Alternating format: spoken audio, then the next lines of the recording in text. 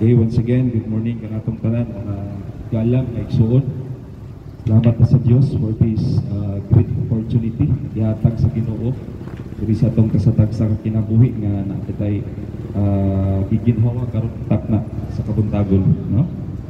Nga naapatay kinabuhi mga kaigsuonan. Wala ta na pareha atong mga kaigsuonan nato uban nga naa sa balay kambalanan, no? Naa sa ospital, ay mga ngingig nga mga sakit, ay mga igsuonan nato nga naa sa balay tambalanan, nag-suffer og mga kalain-lain nga mga problema sa kinabuhi, discouragement o ba nato nga mga kaigsuonan na gipang-suffer nga mga depression, suffer nga mga anxiety, mga kagulanan sa kinabuhi. But praise the Lord mga kaigsuonan, pinaagi sa tabang sa Ginoo diri sa atong pasatag sa kinabuhi, no? Nagkikinabuhi kita nga may kalipay, pinaagi sa tabang sa Dios mga kaigsuonan. So our verse for this morning is found in the book of Matthew chapter 6 verse 25 mga igala, no? So kaning pagaisgutan, it says, "Therefore I say unto you, take no thought for your life, what ye shall eat or what ye shall drink, nor yet for your body, what ye shall put on. Is not the life more than meat, and the body than raiment?" So mga kaigsuonan, no, guys, put ka na siya about dili mapalaka, no? Kung basahan na to sa Bisaya nga pulong, tungod niini sultihan ko kamo, ayaw kabalaka unsay inyong kanon ug imnon, aron kamo mabuhi o sa inyong ibisti. Dili ba mas binilhon pa man ang kinabuhi kaysa pagkaon ug ang lawas kaysa bisti? So galay igsoon nagisgot kini about sa mga sa pagtuo nato sa tong buhi nga Dios. In this verse, Jesus teaches about trust and reliance on God, no? Naghisgot about sa pagsalig nato sa Ginoo o kanang nagrely ta kanunay sa gahom sa Dios mga kaigsuonan. He's saying that instead of worrying about basic needs, about kanang nabalaka kita sa mga basic needs diri sa atong kasatag sa kinabuhi, like kanang pagkaon, food, drink, and clothing. So people should prioritize their spiritual well-being and trust that God will provide for them. No, instead nga mabalaka kita mga kaigsuonan sa unsa ato ang pagkakanon, unsa ato ang pagaimnon, or unsa ato ang ipang suot or ato ang mga silina, mga ibisti nato, no? So in this verse nag-remind ang Dios mga kaigsuonan nga dapat na atay pagsalig, no? Natay pag-trust and obey sa ato ang buhi ng Dios mga kaigsuonan. So in this verse mga kaigsuonan, this is the people should prioritize their spiritual well-being, no? Itudloan ta ani nga verse mga higala nga dapat natay pag-priority, pag-una nato sa ato ang labaw nga makagahom nga mao ang atong Dios mga higala, no? So mo kaning gisgutan diri mga kaigsuonan, people should prioritize their spiritual well-being and trust that God will provide for them. So the verse highlights the importance of faith and letting go of anxiety about material things, no? Ini nga verse mga kaigsuonan ga-highlight about kanang the essence sa atong pagtuo, no? The essence of faith. Faith is the substance of things hoped for, the evidence of things not seen, no? So the importance of faith and letting go, kanang atong ipagawas or atong i-let go ang atong mga kahadlok, mga kabalaka sa unahan about anxiety, no? Natay kahadlok about material things, sama nang natay mga wala natay bugas sa ato ang panudlanan, so medyo mabalaka na ta, wala tay mga naay mga bayronon nga malabot due date, basta maabot kuno si due date mga kaigsuonan, mas mahadlok pa tang maabot matapos ang bulan kaysa matapos ang tuig kay daghang bayronon. So igala igsoon, this verse emphasizes the importance of faith and letting go of anxiety about material things, kana mga material nga butang diri sa kalibutan mga kaigsuonan. So Jesus emphasizes that life's value, no? Ang value nato sa ato ang kinabuhi, life's value goes beyond physical needs, no? Life's value goes beyond physical needs. Mas maayo pa ang natay kinabuhi, no? Mas maayong nay kinabuhi kumpara nga mabalaka kita sa mga sa ato ang pagkaon o usay kanon kay i-provide kana sa Dios mga kaigsuonan. Jesus emphasizes that life's value goes beyond physical needs, encouraging people, no? Nag-encourage kini mga kaigsuonan, nag-remind ta ani mga higala kini nga verse nga it encourage people to focus on what truly matters, no? It encourage people to focus on what truly matters. Kanang mag-focus kita sa kanang mga tinud-anay nga kanang importante diri sa tong kinabuhi mga kaigsuonan. So dapat mga higala nga naagid tay pag una sa atong labaw nga makagagaho mga kaigsuonan. And in this verse, Jesus is teaching his followers, no? Ang Dios nagatudlo kanato. Isip sa taka followers sa Ginoo, isip sa taka Kristiyano nga may pagtuo sa Dios, not only a professing Christian but kanang tinud-anay nga Kristiyano nga may paghigugma sa atong labaw nga makagagahom. So Jesus is teaching his followers about the importance of trust and faith in God's provision. No, kanang pinaka-importante kanang sa pagsalig nato sa atong buhi nga Dios ug naa kitay pagtuo, no? Kanang pagtuo. Faith is the substance of things hoped for, the evidence of things not seen. Ebidensya sa mga butang nga dili gani nato makita mga kaigsuonan. Sama sa Dios, di nato siya makita literally, but we can feel his presence, no? Ang presensya sa Dios mo'y nakahatag nato og kanang panalangin, no? Sama sa tong gihimo karon, nagisgot ka sa pulong sa Dios, may isaw duha nga nagisgot sa pulong sa Ginoo, anaa siya sa taliwala mga higala. So Jesus is teaching his followers about the importance of trust and faith in God's provision, no? Jesus is the Jehovah Jireh sa atong kinabuhi, meaning he is the provider mga kaigsuonan, no? He is the provider sa tanan nato nga mga panginahanglanon. Our basic needs, food, shelter and clothing mga higala gi-provide kana sa Dios. Makakaon tag katulo sa kaadlaw, natay balay nga kapasilungan during tingulan nga di ta mabasa, no? Natay sapatos nga ginasuot bisag ukay-ukay, mga sanina bisag ukay-ukay, but gi-provide kana sa Dios, no? I-provide sa Dios ang mga needs nato diri sa atong tagsa ka kinabuhi, even ang ato ang mga wants mga higala.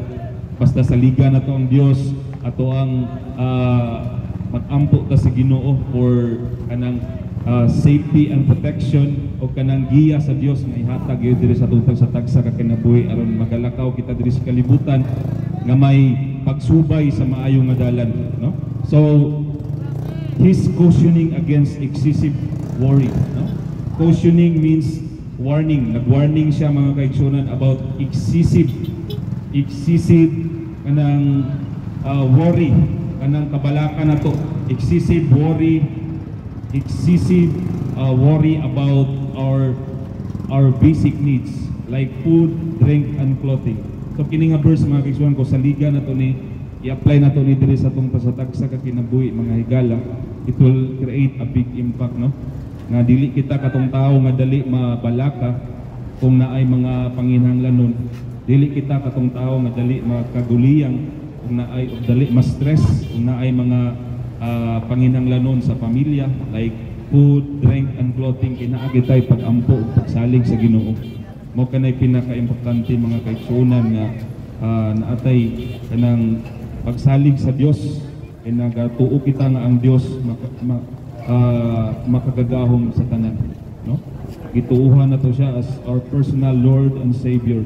So he's cautioning against excessive worry. Dili kita dapat di ay kanang mabalaka o pag-ayo, no? Excessive worry about basic needs like food, drink and clothing. Kay Jesus emphasizes that life has a greater value and purpose beyond physical sustenance. No, ang Ginoo mga kaigsuonan naga-emphasize gid siya nga ang mas tagaan natong value ang atong kinabuhi and purpose beyond physical sustenance and material possessions. He's encouraging people to prioritize their spiritual relationship with God. So nag-encourage ang Ginoo mga higala nga i-prioritize nato ang ato ang spiritual relationship with God. Nga naa kitay pakigrelasyon sa Ginoo, no? Dapat ato ang kalag mga kaigsuonan is tagaan atong pagtagad nga makakaon kani sa pulong sa Dios, no? Dili lang atong lawas atong ginaatimanan, dili lang atong lawas ang atong ginapakaon, no? Kay naamantay kalag ato ang kalag dili man nimo kaon og kanang mga pagkaon nga pisikal sama sa mga rice, mga inunon, mga pinirito, tinula, dili ang makaon mga kaigsuonan. Ang pagkaon sa atong kalag is ang pulong sa Ginoo nga mabasa nato sa balaang kasulatan nga mao ang Biblia igalay no? So dapat equal ang atong pagatiman sa atong lawas ug sa atong kalag mga igala, no? Kay magunsa man ang imong lawas ambok, ang kalag is malnourished, diwang, no? Kinanglan nagfeeding sa napaka sa eskwelahan, gipidingan ang mga kabataan nga katong timbang og ubos kayo. So igala igsoon natay dapat pagtagad sa atong kalag nga pakanon nato ni, no? Regularly, dili lang kaisa sa isa ka semana, but every day mga higala natay pagatiman sa atong kalag, no? Natay pagpaminaw sa pulong sa Ginoo, natay pagtuki, natay pagtukab sa atong mga balaang kasulatan, because I believe natay tagsatagsa ka mga Biblia atong tagsatagsa ka panimalay, no? And I'm sure nga dapat dili lang na decoration nato sa atong balay, atoan ang pagtagad sa pag-ukab, no? Sa pagbasa sa maong kasulatan na ihatag sa Dios diri sa tuwa aron makabalo kita sa mga maayong balita na gihatag sa Dios mga kaigsuonan.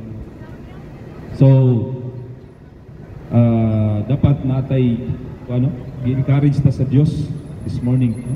Gi-remind ta, gi-encourage ta si Ginoo to prioritize the spiritual relationship with God and to trust in His care.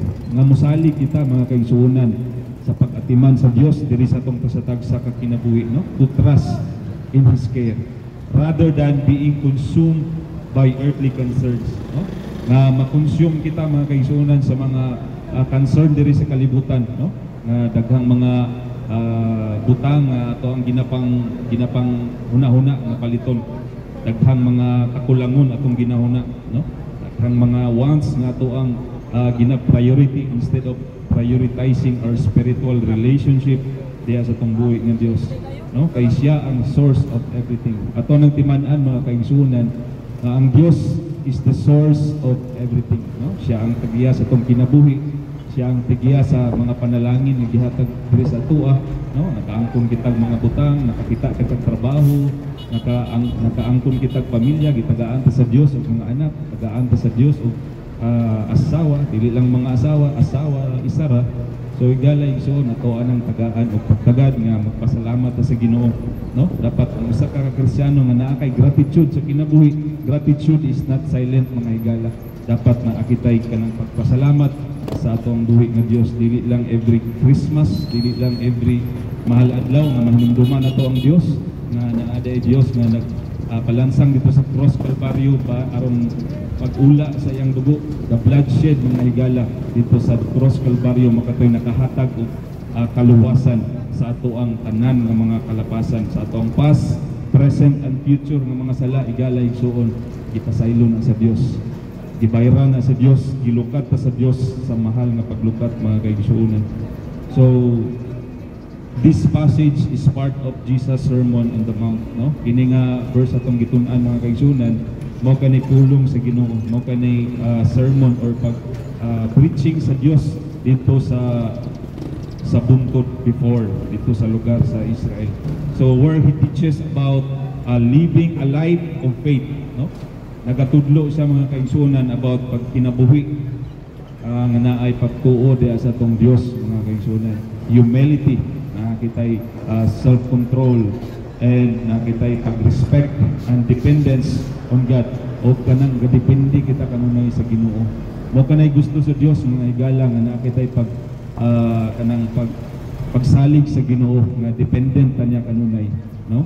Kung gusto sa atong mga ginikanan nga atong mga anak mahimong independent sa Dios is sukuhi kana. Kay gusto ang Dios nga every time nga nakitay mga decision making ng pagabuhaton ato ka nang i-inquire sa Dios, i-inquire nato sa Ginoo.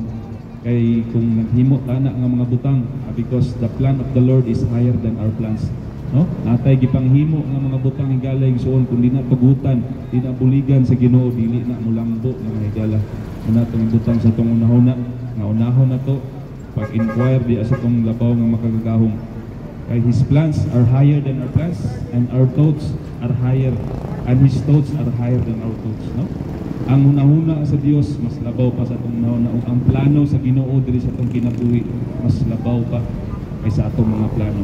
Una nga tapos ulian sa dungog ug humaya ang atong buhi nga Dios. So mao kanay gusto sa Ginoo nga mahimo kang saka dependent nga mga Kristiyano. Because in John 3:16 nigalay suon, grabe ang sakripisyo nga gihatag sa Dios, no? Kung atuwa ng hisgutan karong pabuntagon, for God so loved the world that He gave His only begotten Son, no? Tungod ka na sa gugma sa Dios sa tanang katawhan, no? Tungod sa unconditional love nga gihatag sa Dios diri sa tuwa, walay kondisyon ang gugma sa Dios mga higala, no? For God so loved the world, no? Ang world ang nagisutan isang mga katawhan nga nagpuyo sa kalibutan, that He gave His only begotten Son. Ihatag niya iya ang bugtong anak, no? Bugtong anak aron si bisan kinsa ang matuo kaniya dili gayud malaglag, no? Apan makabaton og kinabuhing walay katapusan. Mao kana mga igsunan ibutang nato sa panahon ng kasing-kasing kung naa kitay pagtuo sa Dios, naa kitay paghigugma sa Dios, no? Naatay pagtuo sa Ginoo, dili kita malaglag, apan makabaton kita og kanang everlasting life, that eternal life nga higala nga gihatag sa Dios isip o sa kagasa, no? Regalo diri sa atong kasatag sa kinabuhi. Meaning to say, kung regalo ka na higala igsoon, wala ka na nato haguin, wala ka na nato bayari, but that is a gift from the Lord, that everlasting life nga gihatag sa Dios diri sa atong kasatag sa kinabuhi. And our obligation is to accept dawaton nato kana nga kaluwasan nga gihatag sa Dios diri sa atong kinabuhi higala igsoon aron makaangkon tas diri anay nga kaluwasan, no? Lahi bianan nakaila ta og mga butang sama sa nindot nga sakyanan BMW, lahi ang feeling sa nakaila o sa nakabaton, no? Makita nimo ng BMW dagan sa kalsada, murag ma-enjoy kay nindot ang iyang forma, batigala igsoon kung mas lami ang feeling kung nakabaton ka na, no?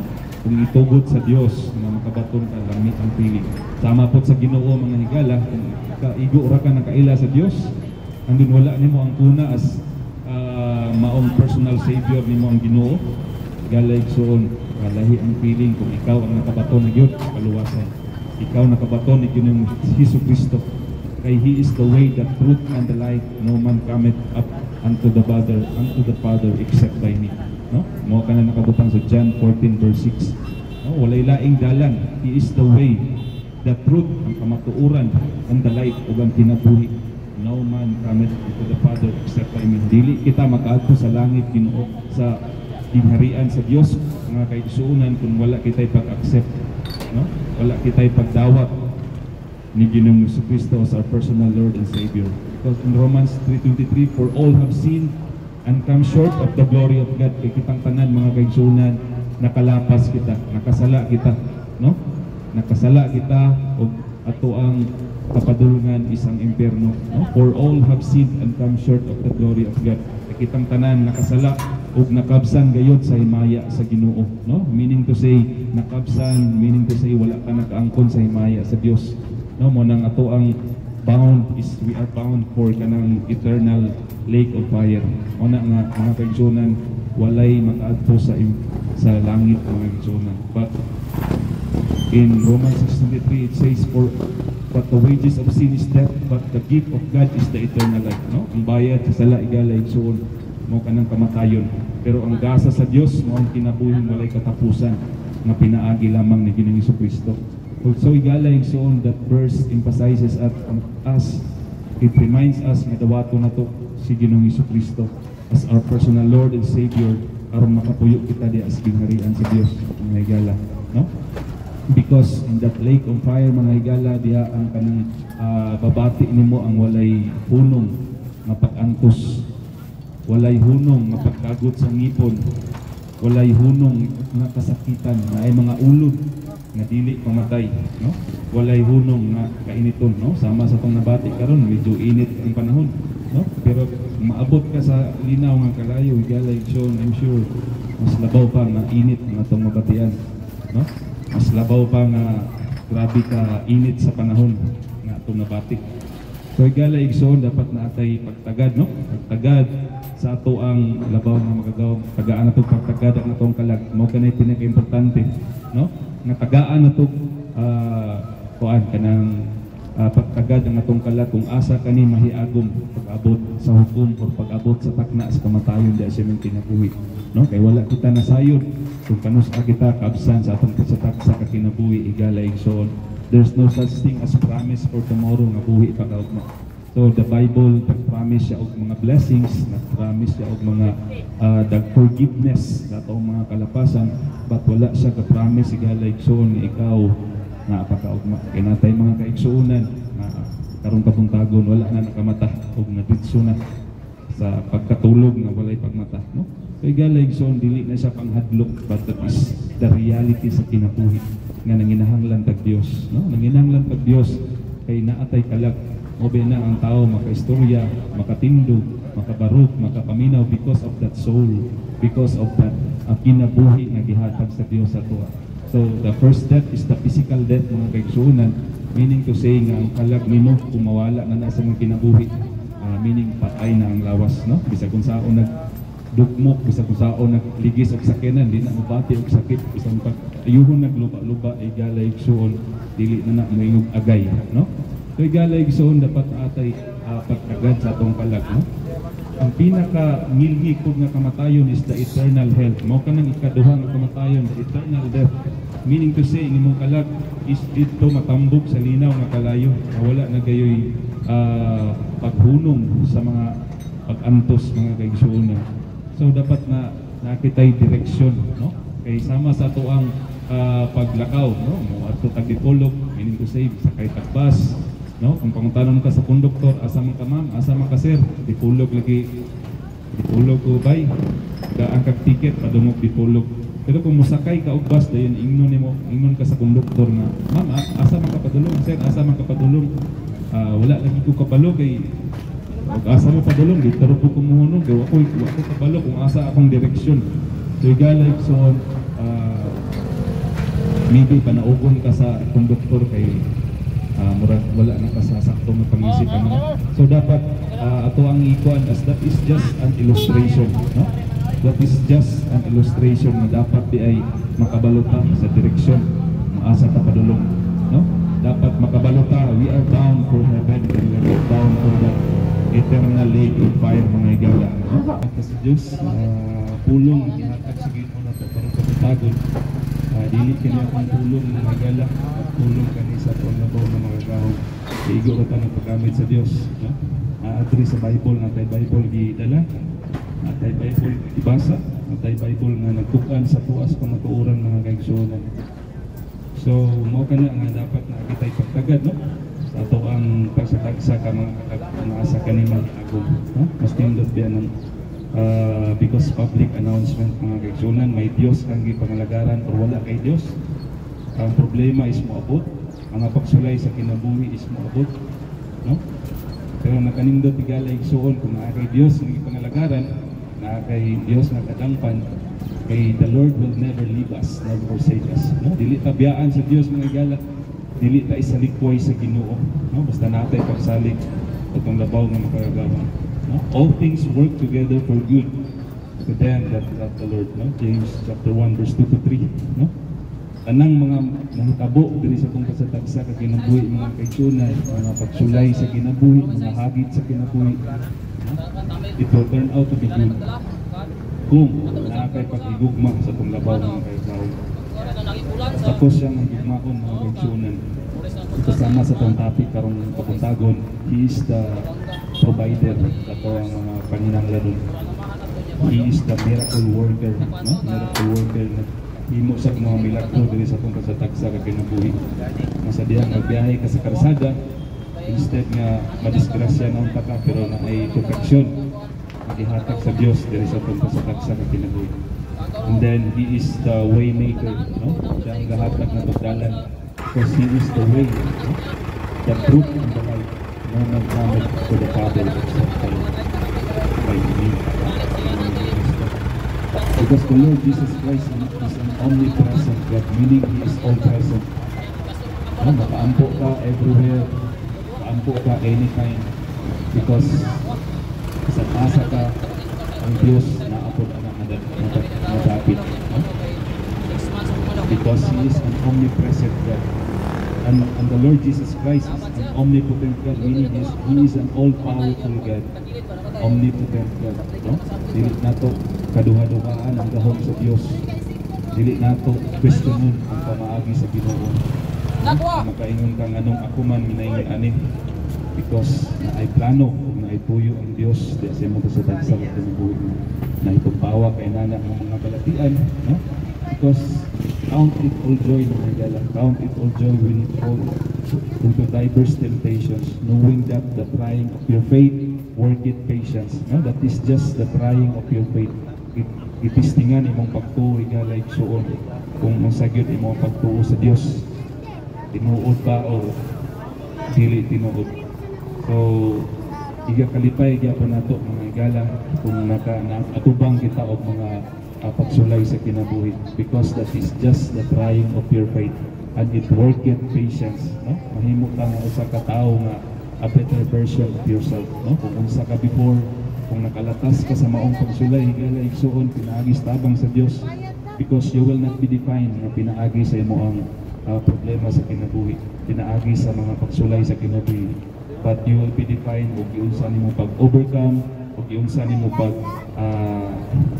lingkawas kana ang maong pagsulay pinaagi sa tabang sa Dios. So, salamat ka sa pulong sa Dios this morning. I hope na naatay mga gamay nga mga pagtulunan nga nakatulong galay suod. So dalaygon ang Dios karong kabuntagon o sama sa itong kuan kasi sunod semana na kita na butakon. O if ever na amoy time, no, I'm inviting you all sa amoang church diri sa Faithway Baptist Tanhay, dapit sa Sukaan sa Pundod. Kung makalugar lang mo ito, no, wala po ta nagpugos. But I'm inviting you all na mauadto sa tuang balay tigumanan.